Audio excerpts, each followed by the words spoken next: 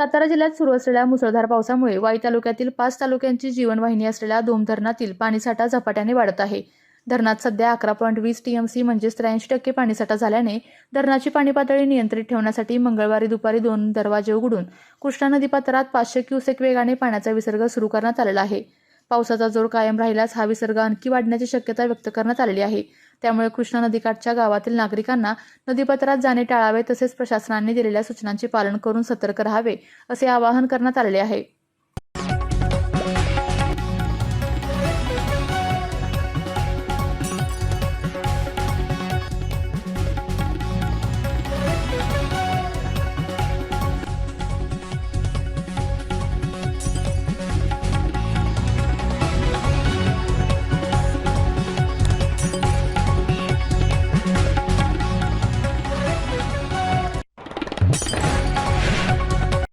विविध कंपन्यांमध्ये जॉब मिळवण्यासाठी किंवा स्वतःचा उद्योग व्यवसाय करण्यासाठी 1 वर्ष कालावधीचे महाराष्ट्र शासनाचे तांत्रिक कोर्सेससाठी Patil electronics institute Satara. Electrical supervisor, automobile mechanic, electrical wireman, motor winding, 2 wheeler 4 wheeler mechanic, computer operator, computer hardware आणि डिप्लोमा कोर्सेस. पात्रता 10वी 12वी एसटी पासची सोय. Patil electronics institute, Radhika road, Satara. 98 220 97071. 1986 पासून तंत्र शिक्षणामधील अग्रेसर संस्था पाटील इलेक्ट्रॉनिक्स इन्स्टिट्यूट.